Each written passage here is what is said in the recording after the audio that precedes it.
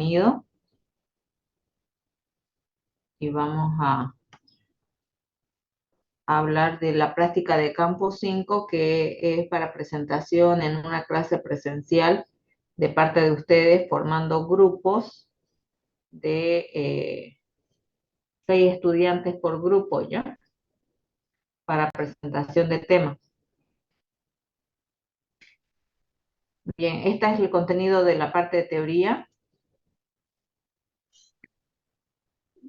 donde vamos a ver la composición química de la materia viva, tomando en cuenta que uno de los componentes químicos que más abunda en todo ser vivo es el agua, ¿no? Y que vamos a tener un tema apartado de lo que es el agua, sus funciones, sus características físico-químicas y todo ello, pero que en esta primera parte vamos a ver la composición química de la materia viva desde el punto de vista químico, que pueden ser sustancias inorgánicas, como ser el agua, el dióxido de carbono y las sales minerales.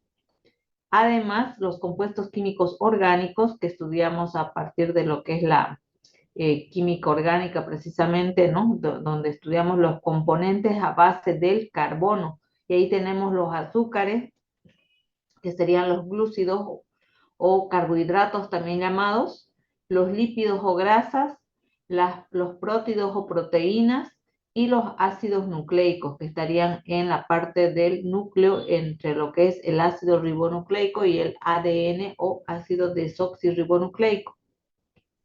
Entonces, estos son las diferentes sustancias químicas que estarían en todo organismo vivo, sea célula eucariota, procariota, ¿no? Y otros tipos de los que son los reinos de los seres vivos que ya hemos visto en una clase anterior, y donde vamos a observar también ciertas características de estas sustancias químicas que permiten darle esa funcionalidad, por ejemplo, en el caso de la membrana, que tiene una parte grasa y una parte que es ávida por el agua. Entonces, según a eso, también permite que haya un pasaje o ingreso a la célula de ciertas sustancias químicas para la nutrición de esta célula. Es así que vemos, por ejemplo, una de las características de las sustancias químicas, que es la característica de poder ser soluble en agua, ¿no? Que por ejemplo aquí vemos los aceites o las grasas, no son solubles en agua, y esto tiene que ver con la parte de poder formar polos, la polaridad. Entonces, sustancias polares se van a poder disolver en líquidos o disolventes polares, como el agua. En cambio, si hablamos de sustancias químicas como ser el aceite, no puede disolverse en este medio porque es apolar su característica de formar polaridad. Los aceites y grasas son apolares. De ahí que también vamos a ver que en tejidos que tienen grasa, ¿no? Entonces van a solamente ingresar componentes químicos que son apolares. Y entonces tejidos que tienen mucha grasa no van a tener alto contenido de agua. Vemos acá que vamos a entender también a las diferentes sustancias químicas desde su componentes, qué elementos químicos forman. Aquí vemos carbono, hidrógeno, oxígeno, ¿no? Y su disposición en el espacio, cómo están distribuidos en el espacio estos átomos, ¿no? Unidos por enlaces, y que tienen lo que son los grupos funcionales. Entonces vemos acá grupo alcohol, grupo cetona, aldehído, ¿no? Grupo carboxilo o ácido carboxílicos, y así grupo amino, y así grupo fosfato. Entonces tenemos diferentes grupos funcionales que le dan una característica a los componentes químicos que están en la célula para poder ocurrir reacciones químicas según sus características que le da este grupo funcional. Ustedes también en química orgánica ya lo han visto en colegio, ¿verdad? Entonces vemos los diferentes elementos químicos que se llaman bioelementos porque pertenecen a los organismos vivos. Entonces, estos bioelementos se clasifican según la cantidad en la cual están distribuidos en el organismo. Tenemos bioelementos primarios, bioelementos secundarios y los oligoelementos. Los primarios estarían formando parte de todo lo que son las biomoléculas, todo lo que mencionamos anteriormente, que son carbohidratos, lípidos o grasas, proteínas, ácidos nucleicos. Todos ellos básicamente están formados de carbono, hidrógeno, oxígeno primeramente, y algunos tienen nitrógeno, fósforo, azufre. Entonces, estos serían los bioelementos primarios porque están en la mayoría de los componentes de las células. Si vemos acá la membrana celular, entonces vemos estructuras de azúcares, ¿no? Que forman parte de la estructura de la membrana de la célula, fosfolípidos, ahí estarían las grasas, proteínas que permiten el pasaje de ciertos nutrientes a través de la membrana celular, colesterol, que también es grasa, que está dentro de la membrana. Entonces, estos diferentes componentes químicos desde la membrana celular hasta lo que es el núcleo de la célula tiene básicamente estos bioelementos primarios, es lo que están mayoritariamente en nuestro cuerpo. En cambio, los bioelementos secundarios estarían, como quien dice, en segundo lugar, ¿no? Desde el punto de vista de cantidad distribuidos en nuestro cuerpo, y son principalmente los que forman parte de las sales que están distribuidas en la parte líquida o agua, ¿no? De lo que está fuera de la célula y dentro de la célula. Tenemos el sodio, potasio, magnesio, calcio, cloruro. Entonces, estos serían los bioelementos secundarios que principalmente forman las sales. Y lo que son los oligoelementos son los que están en muy escasa cantidad, por eso el prefijo oligo. Entonces, estos oligoelementos serían aquellos que están en menos del 0,1%, ni siquiera llegan al 1% de la composición química de un ser vivo. Entonces, estos estarían clasificados a su vez en indispensables, aquellos que requerimos que en nuestra alimentación, en nuestra dieta, puedan ingresar a nuestro organismo porque abundantemente, de cierta forma, sí participan en muchas reacciones químicas y en la producción de ciertos tejidos. Por ejemplo, el manganeso, el hierro, cobalto, cobre, zinc, que vamos a ver enseguida, entre ellas algunas de sus funciones. Otros que serían oligoelementos variables, que sí están presentes en la composición química del ser vivo, pero no están de forma tal que pueda alguna función celular no ser invalidada o que no pueda realizarse, sino que su deficiencia podría generar algún tipo de desbalance, pero en este caso los indispensables, hay muchas funciones que dependen de la presencia de estos oligoelementos. Entonces tenemos ahí el boro, el aluminio, el vanadio, molibdeno, yodo, silicio. Dependerá de su ingreso o su ingesta, ¿no? Tenemos varios tipos de alimentos. En la variedad precisamente está el que nosotros podamos recibir esos nutrientes, esos oligoelementos, porque si nosotros tenemos una alimentación, como quien dice, todos los días lo mismo, ¿no? Que puede ser un producto de carne, ¿no? Que puede ser pollo, huevo o carne de res, y su arroz y una ensalada, qué sé yo, de tomate, cebolla y nada más, pues ese tipo de alimentación sería muy escasa en cuanto a nutrientes. Lo que nosotros debemos recurrir es a las diferentes variedades de granos, ¿no? Las diferentes variedades de verduras, de frutas, y todo esto es que nos permite obtener los nutrientes necesarios, ¿no? Vemos acá, por ejemplo, el selenio como ejemplo, que tiene en diferentes alimentos. Ciertos alimentos tienen más cantidad y otros en menos cantidad. Entonces, también de eso depende que nosotros recibamos esos nutrientes, esos oligoelementos a partir de nuestra alimentación, de nuestra dieta. Entonces, existen las llamadas enfermedades carenciales, que significa que una persona puede estar con deficiencia de algún nutriente, un micronutriente que se le llama, ¿no? Entonces, y eso me va a generar una enfermedad. Esto incluye también algunas vitaminas, ¿no? Pero en este caso nos estamos refiriendo a los oligoelementos. Una deficiencia de oligoelementos nos puede llevar a alguna enfermedad por la falta de ese nutriente. Entonces, en ese caso tenemos, por ejemplo, la anemia, el caso de la cobalamina, que es una vitamina que depende de la presencia de cobalto, ¿no? Y el cobalto estaría deficiente en este caso, junto a la cobalamina, que es la vitamina B12, y esto va a generar anemia, va a haber una disminución en la producción de glóbulos rojos. Lo mismo ocurre con la hemoglobina, que le da el color a estas células de la sangre, a los glóbulos rojos, le da el color rojo. La hemoglobina, que en su estructura necesita hierro. Entonces, para poder el organismo producir más proteína, que es la hemoglobina, necesita suficiente aporte de hierro. Existen muchos alimentos que tienen hierro, pero ¿cuál es la forma en que se absorbe mejor? Generalmente es a partir de los productos de carne, ¿no? Como ser las vísceras y lo que es también la propia carne magra.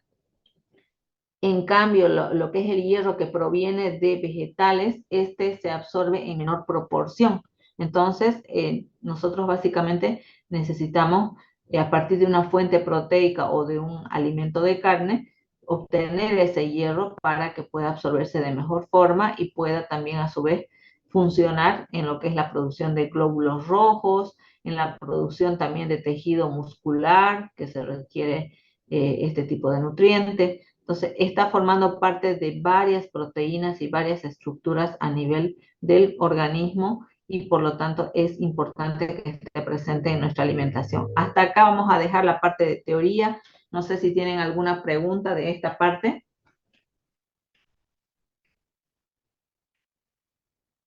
Jóvenes. La No, hipoglucemia igual es una enfermedad causada por la déficit de todo esto, ¿no? Hipoglucemia se refiere a que está bajo el azúcar. Y eso entonces podría darse, por ejemplo, con un exceso de uso de insulina, ¿no? Que es la que regula y baja el nivel de azúcar. Entonces, personas que tienen tratamiento con insulina o algún otro medicamento hipoglucemiante que baje el azúcar podría llevar a la hipoglucemia. Pero en general, o pacientes desregulados de diabetes también pueden llegar a hipoglucemia. Pero en este caso estamos hablando de otros tipos de enfermedades. Por ejemplo, aquí también vemos la imagen del bocio, ¿no? Que es la falta de yodo en lo que es la alimentación para los procesos que se producen productos fortificados con yodo, como es sal yodada, ¿no? Porque el yodo requiere para la producción de las hormonas tiroideas que se producen en esta glándula que está alojada en esta zona, que es en el cuello, ¿no? Que es la glándula tiroides. Entonces, para sintetizar o producir estas hormonas que regulan todas las funciones vitales del organismo, necesitamos yodo. Personas que no tienen o que llega a haber una alteración en este órgano, ¿no? De que las tiroides puede generar este crecimiento anormal. ¿Alguien más tiene alguna pregunta? Para la siguiente clase les encargo en su texto guía de la segunda parte de teoría, hay una tabla donde están varios oligoelementos y sus funciones, en qué alimentos se encuentra, cuál es su rol biológico. Eso necesito que investiguen, ¿ya? Tomando en cuenta este listado de los diferentes oligoelementos, hay que completar esa tabla, porque la tabla, si bien tiene incluso nutrientes como ser calcio, que ojo que el calcio no es un oligoelemento, ¿verdad? Pero que al formar parte de muchos tejidos, muchas sustancias químicas dentro de la célula, entonces el calcio también es importante porque para fortificar los huesos, por ejemplo, en el crecimiento de un niño. Entonces, por eso es que menciona que algunos nutrientes incluso dentro de los bioelementos secundarios, deben estar presentes en la alimentación, ¿no? Principalmente en un niño que está en desarrollo, en crecimiento, o una madre que está embarazada porque va a desarrollarse tejidos dentro de su organismo de lo que es el feto, y es por eso que requiere de estos nutrientes en su alimentación o como suplementos incluso, ¿no? En forma de medicamentos.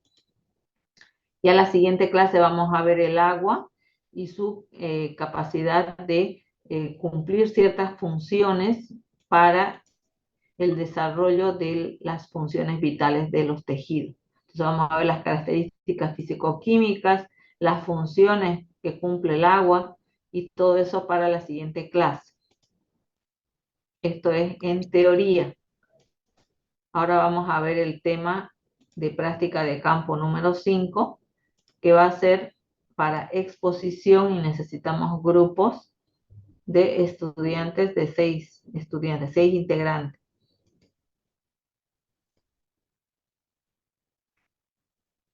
Bien, en este tema, que en realidad estamos dejando en pausa la práctica de campo 4, solo es para que ustedes tengan tiempo suficiente para ir elaborando su presentación del tema y para que presenten también una especie de maqueta de este trabajo, que enseguida vamos a ver una imagen de cómo es que tienen que elaborarlo.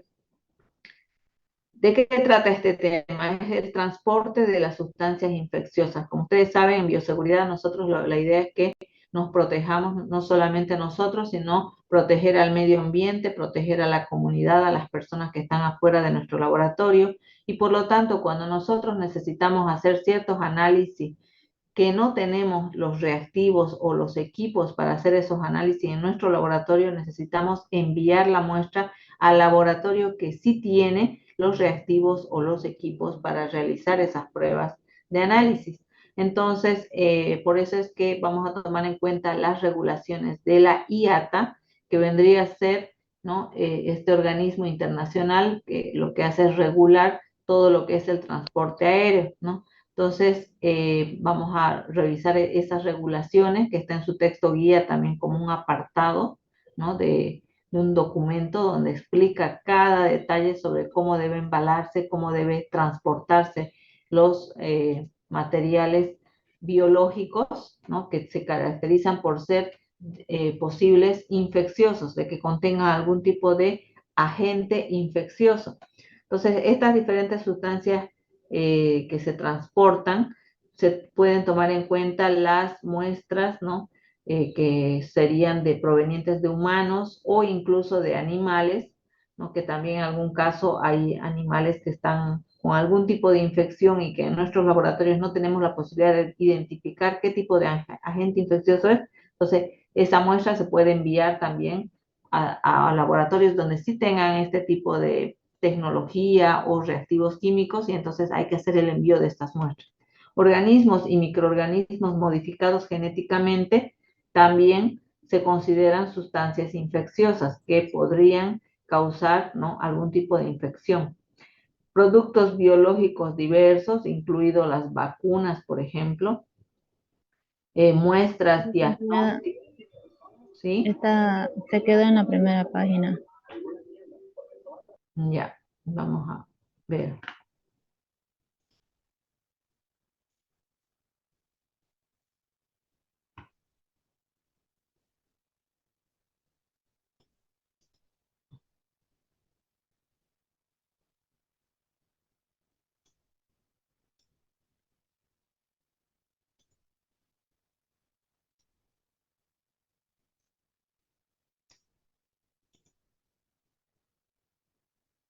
De que no tengamos errores o problemas.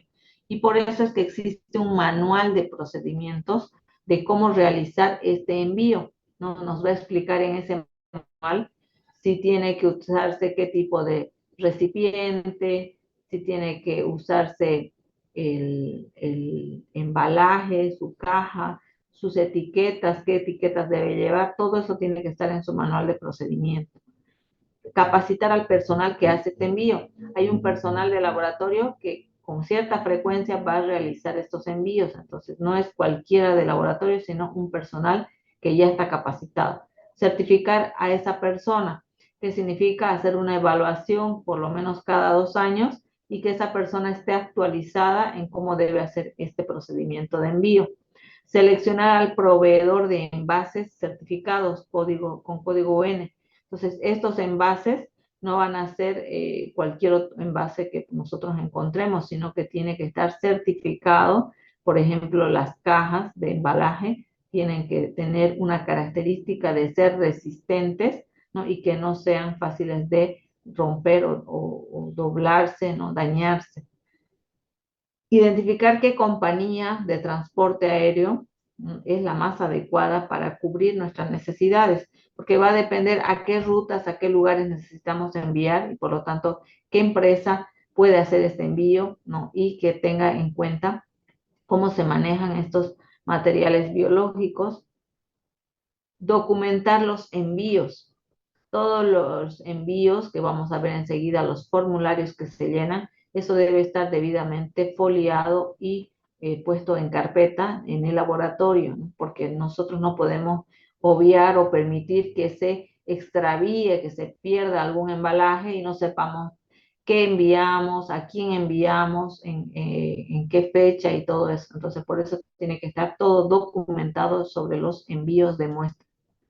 Entonces, dentro de la categoría, ya viendo los ejemplos, ¿no? De lo que nosotros vamos a enviar, y esto tomen en cuenta de tomar nota de esta parte porque ustedes van a hacer un simulacro, ¿no? Como que estuvieran haciendo un envío, entonces ustedes pueden utilizar ejemplos parecidos a estos, pero estos ya no deberían estar incluidos entre sus ejemplos de transporte en su presentación. Ustedes tendrían que buscar del listado que tiene ahí en su texto guía en el apartado de transporte del aéreo, ¿no? Ahí va a haber una lista de diferentes agentes infecciosos que están en la categoría A.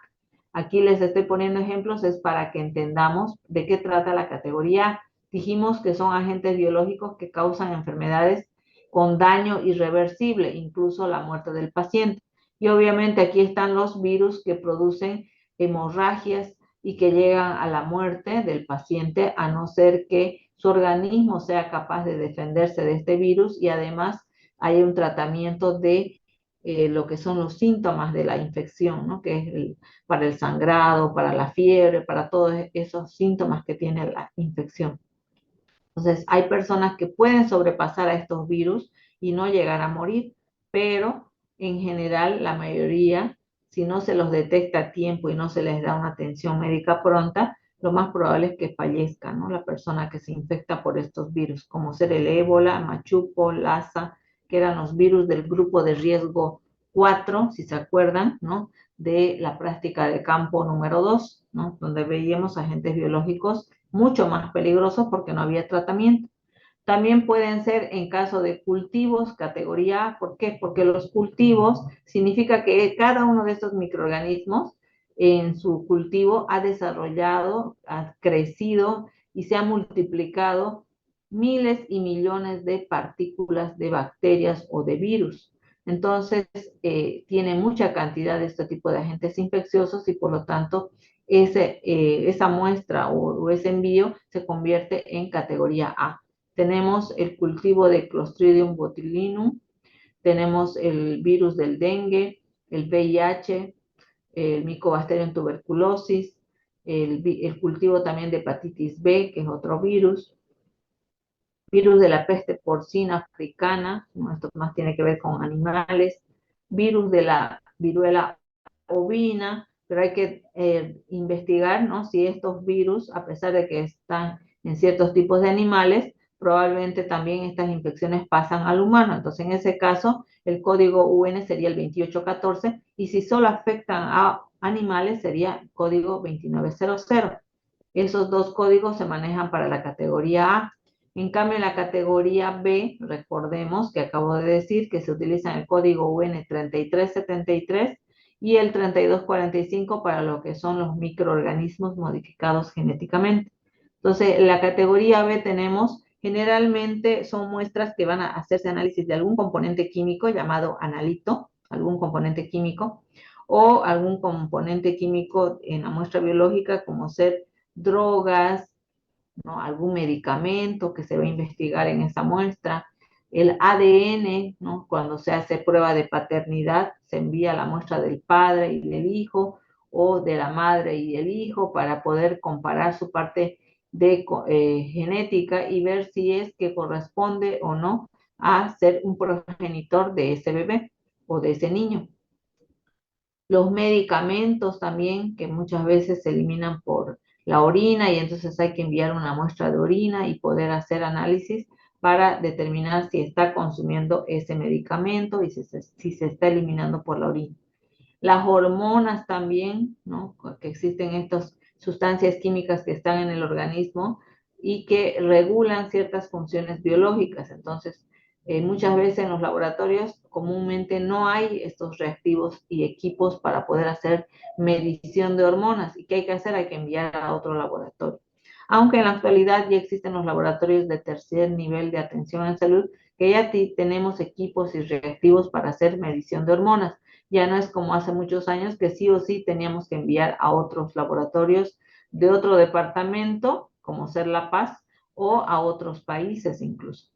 Tejidos con cáncer. Decíamos que algunos tejidos de algún tumor o algún cáncer, ¿no? Que no se puede hacer el diagnóstico en nuestro medio y hay que hacerlo envío a otros países. Por ejemplo, el cáncer de leucemia de los niños, hasta hace unos años, se tenía que enviar sí o sí al extranjero para hacer el diagnóstico de esas leucemias o cáncer. En la actualidad ya se está empezando a hacer en ciertos laboratorios donde hacen determinación del material genético, ¿no? Y poder también diferenciar los diferentes células cancerígenas. Este modelo es lo que les decía que ustedes van a tener que construir para poder llevar a la clase presencial y así presentar de esta forma, ¿ya?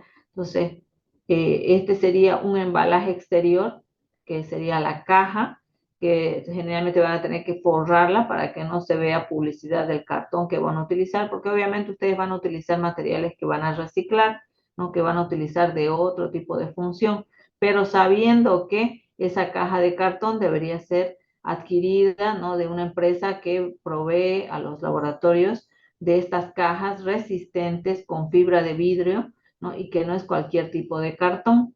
Por dentro, todas las caras, tanto arriba, abajo, en los costados, todo, tiene que estar estrechamente unido a un plastoform, porque ese plastoform va a servir de retención en caso de golpes para que no sufra daños lo que es la muestra en el interior, y además también va a permitir que el refrigerante que va a estar manteniendo la temperatura de mi muestra esté aislado y no se termine por pues, dañar la muestra por una temperatura alta. Entonces, se coloca el refrigerante entre el embalaje externo y el envase secundario. La muestra está en un envase primario. El envase primario sería el tubo de ensayo o el tubo Eppendorf, también que tenemos en laboratorio, que son unos tubitos plásticos con su tapita, ¿no? Lo importante es que este que contiene la muestra debe estar herméticamente cerrado, que tenga una tapa que sea de ajuste especial para que la muestra no se salga su contenido. Entre el envase secundario y el envase primario hay un material absorbente. Este material absorbente puede ser papel, en su caso utilizar papel toalla o papel higiénico en bastante volumen. La idea es también puede utilizar algodón, pero la idea es que el contenido de la muestra se absorba en este material antes de que salga hacia afuera, ¿no? Porque si hubiese un accidente y el envase secundario sufre un daño o se abre la tapa, entonces la muestra podría quedar expuesta hacia las personas que están transportando. Entonces, por eso es importante el embalaje o el envase secundario debe ser de preferencia de plástico. Vayan anotando eso, por favor, porque esas características tienen que conseguir en sus materiales que van a utilizar para hacer el simulacro, ¿no? De lo que van a hacer el envío. Entonces, este envase secundario debe ser con tapa rosca, ¿no? También debe ser herméticamente cerrado. Y afuera, tanto del envase primario como del secundario, debe haber una etiqueta de identificación, donde diga el tipo de muestra, el código UN, ¿no? Y qué tipo de análisis se va a realizar en esa muestra, tanto en el envase secundario como en el primario. En cambio, en el embalaje externo, la caja de transporte, debe estar las etiquetas de peligro, como ser esta que vamos a ver enseguida la explicación, que es de muestras biológicas o sustancias infecciosas. Este que es de la posición, ¿no? De cómo debe estar orientada la caja. Vemos la línea horizontal que nos dice que es la base de mi caja y que las flechas apuntan hacia la parte superior de la caja. ¿Esto con qué finalidad? Para que esta caja nunca esté echada, volcada, ¿no? Y que la muestra no sufra algún tipo de pérdida de su contenido. Después tenemos de dónde, qué laboratorio, qué responsable va a enviar esta muestra, a dónde lo va a enviar el consignatario, a quién va a llegar esta muestra, quién es el responsable que va a recibir esta muestra, todo lo referente al lugar donde va a llegar, el laboratorio, su dirección, su teléfono, lo mismo del destinatario, del que está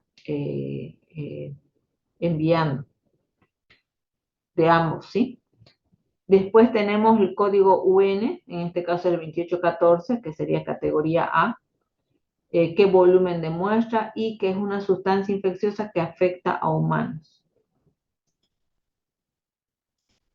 Este embalaje es lo que ustedes van a reproducir, que en este caso, ¿no? Además, cuando al menos era a nivel de transporte local, acá se transportaban en unas conservadoras y colocando refrigerante en su interior, que generalmente se utilizaban unos empaques de dióxido de carbono sólido, ¿no? Unas bolsas que contenían dióxido de carbono sólido para mantener fría la muestra, ¿no? En el caso del COVID era esta la forma en que se estaba haciendo los envíos, porque no todos los laboratorios tenían los reactivos para hacer esta determinación de si es o no es COVID, la muestra que contiene.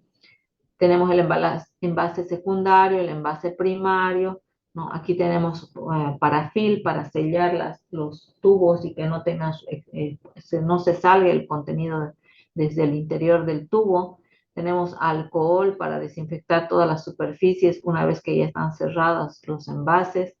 Los formularios que se deben llenar, las bolsas para lo que es el transportar estos materiales en su interior.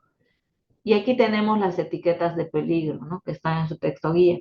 Decíamos esta que es de sustancias infecciosas, en caso de daño o derrame, esto está en inglés, inmediatamente notificar a las autoridades públicas en salud. Tiene el número 6, que corresponde dentro de todas las sustancias de peligro, el número 6 corresponde a aquellas que afectan a la salud de los humanos. El número 9 es otro tipo de sustancia, pero de peligro en general. A esta se le llama, ¿no? Misceláneas, a esta etiqueta, misceláneas o sustancias de peligro en general. ¿Cuándo se utiliza esta etiqueta? Puede ser por el uso del refrigerante, que es el dióxido de carbono sólido, o también puede ser porque estamos transportando microorganismos modificados genéticamente que se consideran sustancias de peligro en general. Esta otra que tiene el código 2, que son las sustancias no inflamables, no tóxicas, pero que son gas comprimido, ¿no? Entonces, si usamos refrigerante de esta manera, de gas comprimido, también tendríamos que utilizar esa etiqueta. Líquidos criogénicos, también en el caso de nitrógeno líquido, por ejemplo, que es un refrigerante que se utiliza para manejar muestras congeladas, entonces necesito utilizar la etiqueta de peligro. Y esta que ya decíamos, que la línea horizontal representa la base de mi embalaje y las flechas apuntan hacia la parte superior del embalaje para que esté en buena posición durante todo el transporte de ese embalaje o caja. Dentro de la categoría A y categoría B tenemos que llenar ciertos formularios para el envío, que serían la declaración del expedidor y la guía aérea, son 2 formularios, más todas las etiquetas de peligro según los modelos de la IATA, que deben irse colocando aquí en lo que es la caja en la parte externa, ¿sí? Más su código UN. Entonces, estos formularios que ustedes tienen en su texto guía, nos habla de las sustancias peligrosas, dangerous, ¿no? Goods, que son estos tipos de materiales peligrosos, donde voy a colocar información de quién está enviando, todos los datos del laboratorio y demás, a dónde se está enviando, ¿no? y todos los datos también sobre el embalaje. ¿Qué contiene mi embalaje? Que si tiene un virus, que si tiene una bacteria, qué códigos 6.2, aquí dice, ¿no? El código 6 que afecta a humanos, materiales infecciosos, y así todos los datos de cuántos empaques tiene,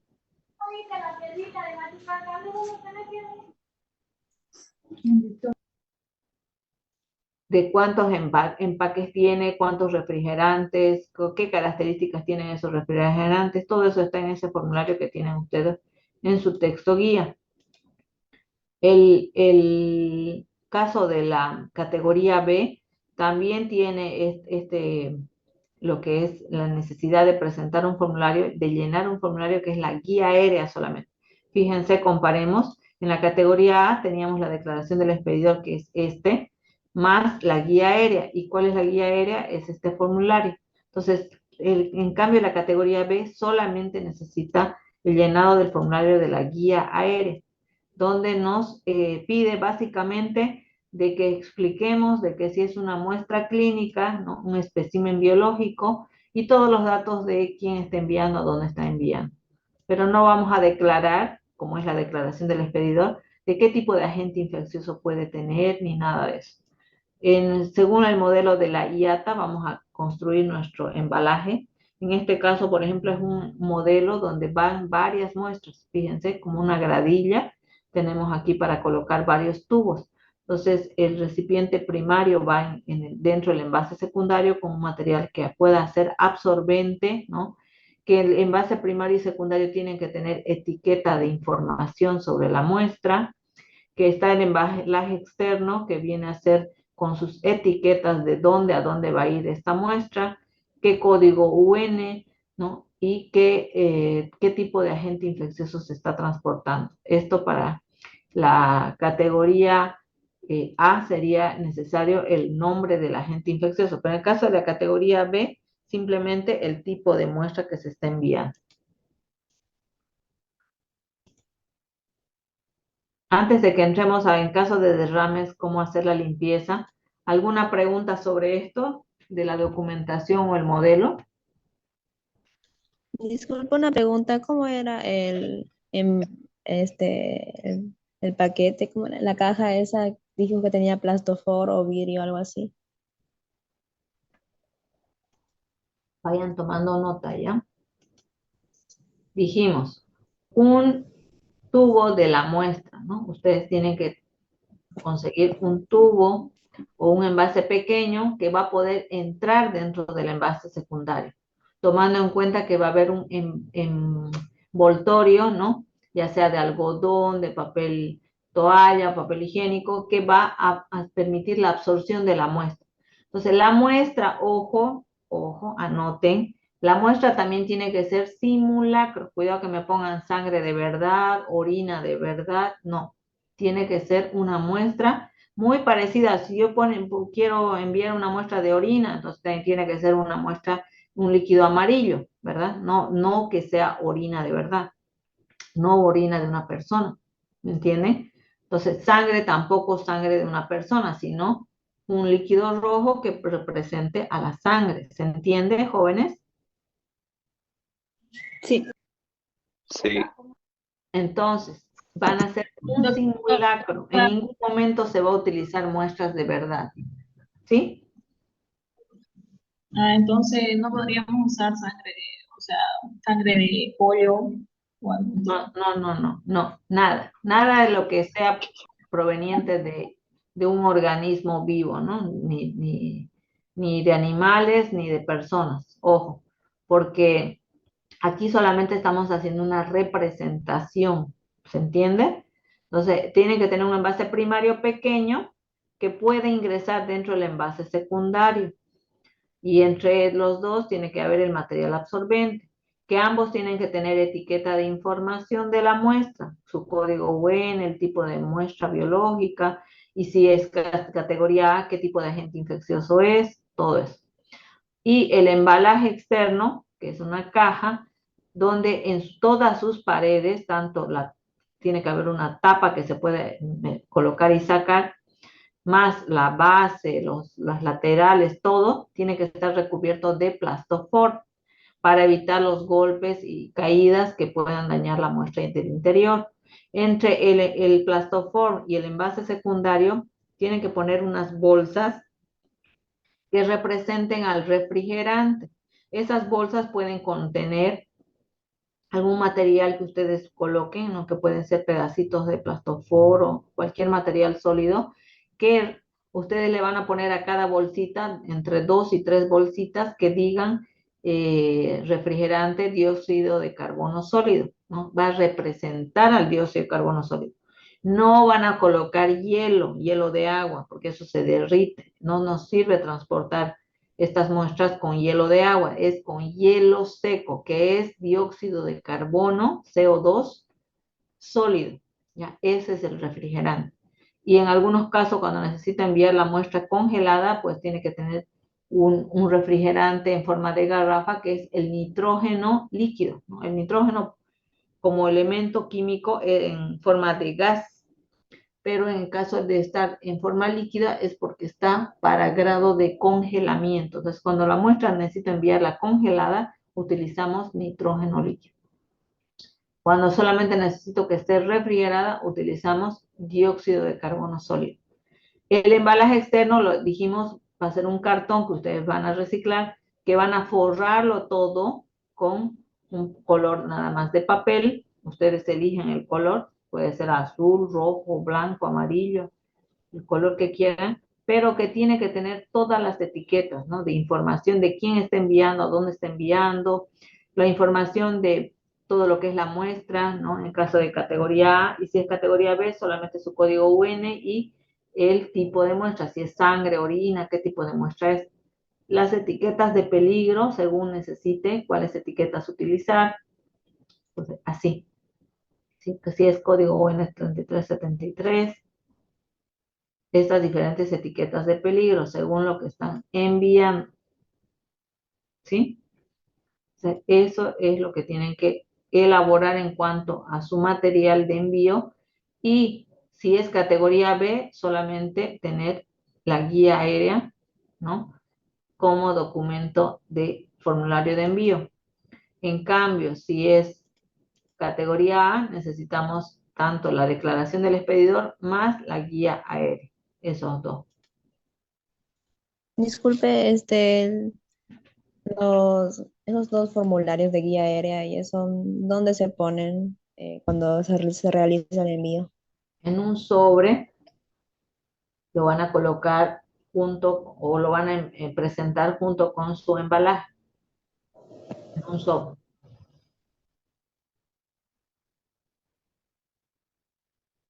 ¿Está bien? ¿Y dónde Ahora, podemos conseguir un ejemplo del documento de formulario de envío? se nota que no han visto el texto guía, ¿no? Por eso les digo, yo les digo con tiempo qué tema vamos a avanzar. Ustedes tienen que revisar su texto guía. Ahí tienen hartísimos ejemplos. Tienen como 6, 7 modelos. En el texto guía.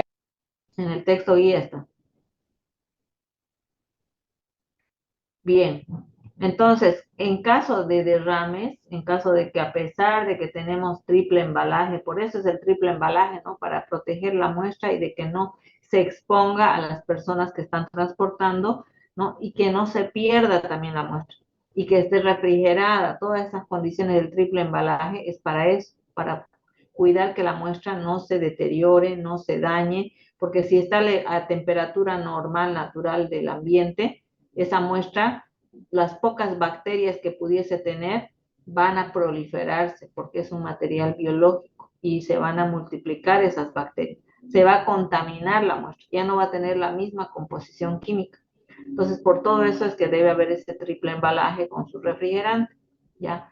En este caso, si a pesar de todos los cuidados del embalaje y demás, esa muestra llega a salirse al exterior y llega a quedar expulsada afuera de su embalaje, y hay un derrame de estos contenidos de muestra, entonces hay que proceder a hacer una limpieza del derrame. Y para eso el personal de transporte aéreo tiene que tener la indumentaria de protección, ¿verdad? para poder hacer el recojo. Y tiene que tener todo lo que es el equipamiento y materiales para hacer el recojo de estos derrames. Bolsas, material absorbente, palas y escobillones para recoger. Después tenemos el desinfectante químico, una sustancia química que va a destruir al agente infeccioso, ¿no? Y todo esto con uso de medidas de bioseguridad, guantes y todo lo que es la protección, ¿no? Más que nada si es categoría A. Entonces el personal de transporte aéreo tiene que haber gente capacitada para hacer este tipo de recojo en caso de que exista este tipo de derrame. La notificación de incidentes es muy importante, ¿no? En cada aeropuerto hay un personal de salud y ellos pueden al personal de transporte guiarles e indicarles qué tipo de peligro representa ese agente infeccioso que se está transportando en ese embalaje. Entonces, por eso dice tan importante es notificar a las autoridades en salud de dónde está ese aeropuerto, donde ocurrió el accidente. Entonces, existen los números. En el caso de Estados Unidos, se notifica al CDC, que es el Centro de Enfermedades. A nivel internacional se hace investigación en estos laboratorios y están ubicados en Atlanta y aquí está su número telefónico. Entonces, esta etiqueta es para todo lo que son sustancias infecciosas, ¿no? Y en esta etiqueta debe estar esa información también. Decíamos que en su texto guía tienen precisamente la guía sobre la reglamentación, ¿no?, relacionada al transporte de sustancias infecciosas.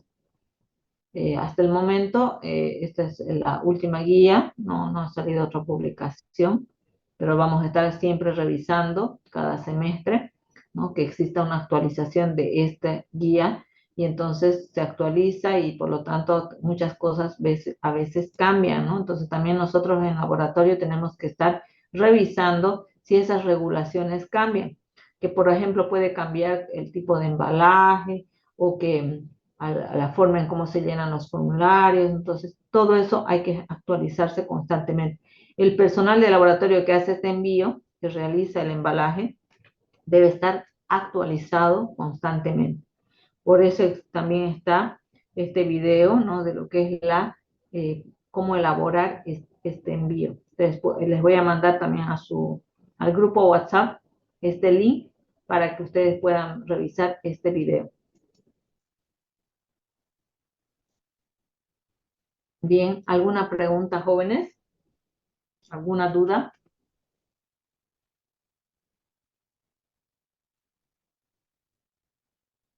Disculpe, la presentación será para la próxima clase.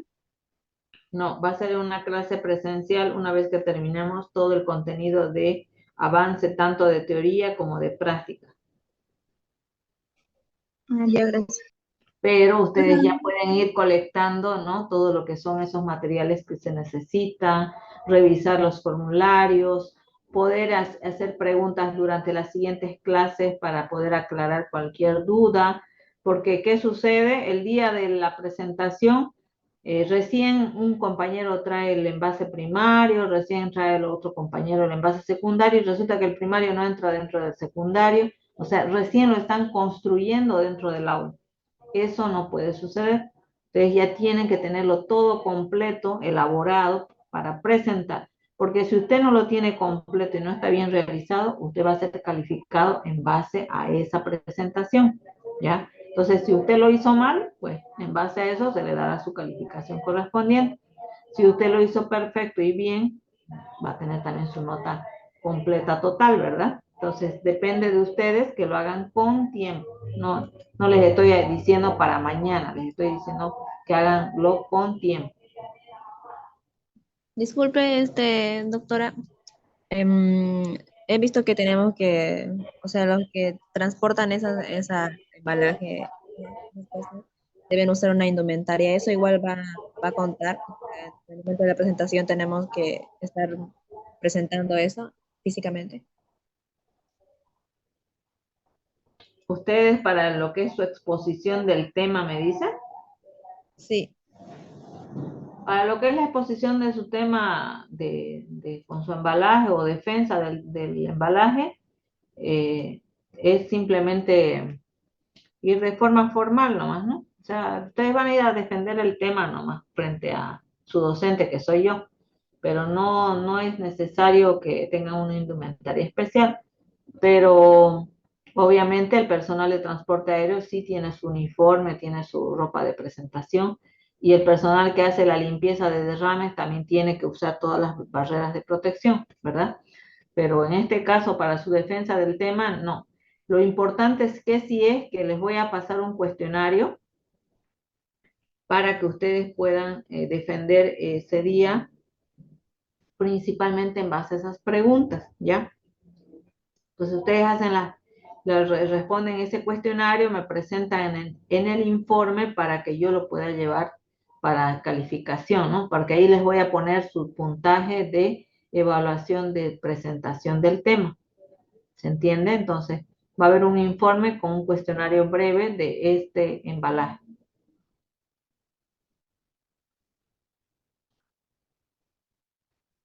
Y ese va a ser un informe.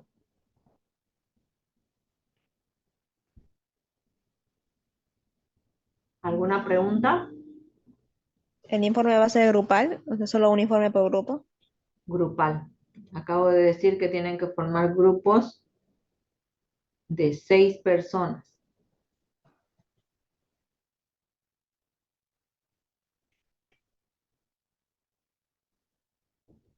Disculpa una pregunta. ¿Tenemos que hacer la maqueta tanto como categoría A y categoría B o podemos escoger una categoría?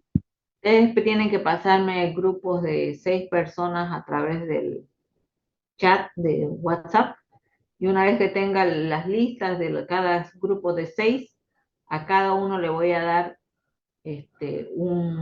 la categoría A o categoría B, y si qué código le va a tocar hacer, ¿no? Código N2814, otro le tocará 2900, otro le tocará 3373, a otro le tocará 3245. Ya ustedes tienen que investigar, ¿no? ¿Qué ejemplo van a usar para ese código, para el 3373, para el 3245? ¿Qué es lo que van a enviar? Entonces ustedes tienen que tener la información de todo lo que ustedes van a enviar.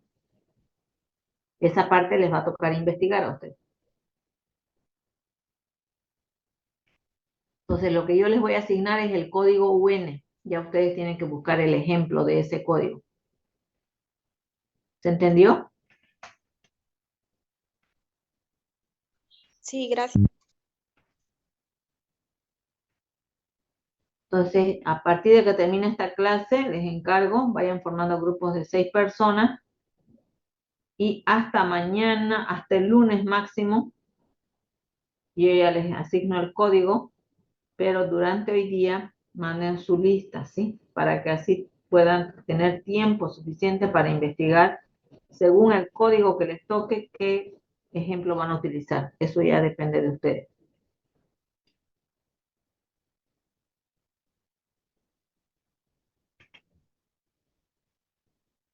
¿Alguna otra pregunta?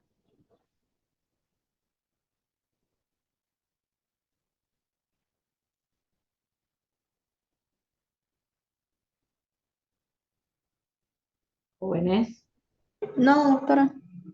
Yo todo claro, gracias. ¿todo claro? Sí. Sí. Bien, entonces con eso terminaríamos la clase de hoy, si no hay preguntas.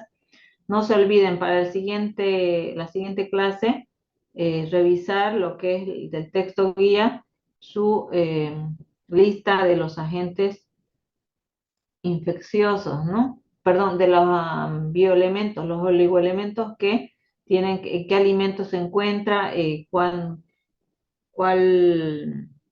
función cumple o rol biológico que tiene en el organismo. Esa lista, no solamente la que está en el texto guía, sino completar con lo que son todos los oligoelementos. Doctora, entonces eso lo que usted nos está diciendo lo tenemos que hacer en Hojabón, ¿no? Tenerlo ya hechito. Tenerlo de apunte, porque a cualquiera les puedo hacer preguntas la siguiente clase. Ah, ya, está bien. Gracias. Bien, eso sería entonces.